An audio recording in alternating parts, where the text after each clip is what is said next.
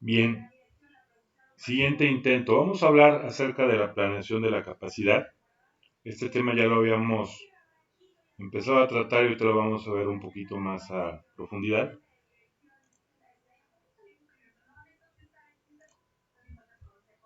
Entonces, decíamos que en términos prácticos, cuando hablamos de capacidad hablamos de varios niveles. Uno que sería la capacidad por diseño, es decir, aquella que yo defino y que tiene que ver con una capacidad instalada inicial que normalmente yo hice una inversión, tengo máquinas instaladas, tengo personal contratado y lo hice en un principio porque ese era un plan a largo plazo y tendría yo que tener un rendimiento máximo teórico. Muy difícilmente voy a llegar a esta capacidad, de hecho podríamos decir que forma parte de un plan inicial, pero que difícilmente lo voy a poder hacer efectivo todo el tiempo, ya que de esa capacidad que es de diseño, que yo me planteé en un principio, por ejemplo, cuando yo diseñé mi planta, pues muy posiblemente nunca la voy a poder alcanzar por diversas razones, porque no todos los recursos van a estar disponibles siempre.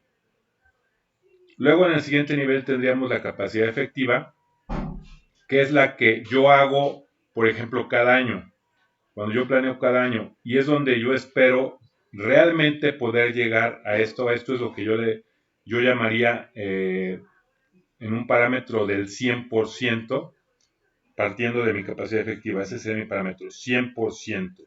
¿Sí? Entonces, como decíamos, vamos a dejar un poquito a un lado esto, el diseño de capacidad realmente queda un poquito fuera del alcance real, y la capacidad efectiva sería la parte en la que yo voy a estar trabajando, ¿no? Y luego tenemos, por otro lado, la utilización, que vendría siendo qué es lo que realmente estoy generando a la salida de mi proceso, y la eficiencia, que es la medida relativa o el cociente entre la utilización y mi capacidad. Entonces vamos a ver aquí cómo se calcula esto.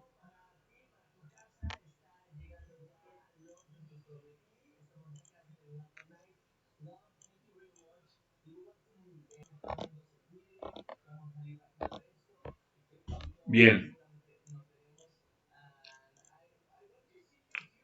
hay que hablar de tres casos, tres posibilidades en las que yo estoy cayendo cuando mido mi utilización.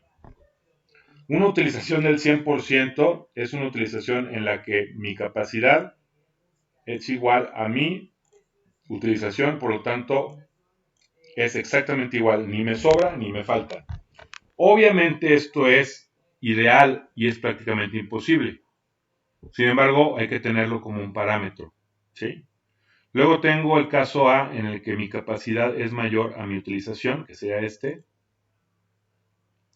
En este caso quiere decir que hay una capacidad subutilizada o una capacidad que yo estoy dejando de ocupar, no porque yo quiera, sino porque no está siendo demandada. Quiere decir, ningún cliente me lo está pidiendo y por lo tanto estoy produciendo menos de lo que yo podría teóricamente. Sin embargo, no puedo producir algo que no voy a vender.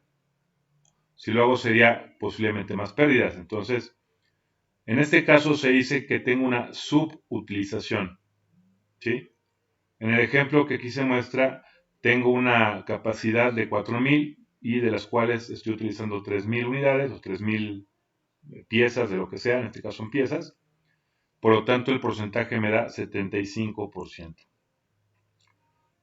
Y el caso opuesto, que sería el caso B, en el que mi capacidad es menor a mi demanda, aquí es todo lo contrario. El cliente me está pidiendo más piezas. En este caso, el cliente me está pidiendo 5000 cuando yo puedo solamente producir 4000. Estoy dejándole de entregar 1000 piezas. Si lo viéramos de manera porcentual, con base en la fórmula de utilización, tengo 5000 piezas demandadas entre 4000 piezas que yo pudiera producir, por lo tanto el número es arriba, es un porcentaje mayor a 100, 125. Solamente que aquí yo quisiera aclarar algo. Aquí es muy importante tener en cuenta que cuando yo hablo de 125 no quiere decir que produzco eso. En realidad solamente puedo producir 4000 piezas, es decir, el 100% es mi máximo. Ese 25% podría llamarlo que es la demanda no cubierta y me sirve como un parámetro numérico. Pero hay que tener cuidado porque este 125 no quiere decir que lo esté haciendo efectivo en términos numéricos. Es más, puede ser hipotético al grado de que ni siquiera produzca nada, puesto que no me convendría eh, quedar mal con mi cliente y solamente entregarle una parte cuando ya existe un compromiso. ¿Sí? Entonces, cuestión de negociación y cuestión de toma de decisiones.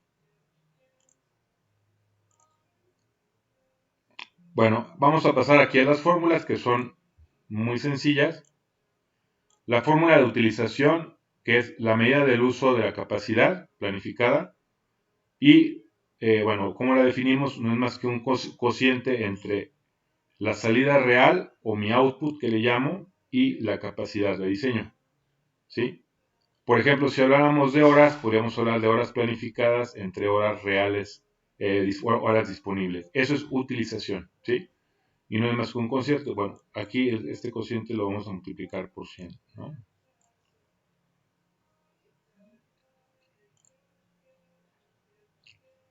Luego tenemos la eficiencia. Bueno, dijimos, ok, vamos a pasar a lo siguiente. Ya tengo una planeación, ya dije, esta es la capacidad que voy a utilizar, ¿sí? En un periodo de tiempo, pero resulta que por diferentes razones, y no porque yo quiera tampoco, sino porque hay ineficiencias dentro de la operación, hay cosas que yo no puedo controlar, sin embargo, quisiera minimizarlas.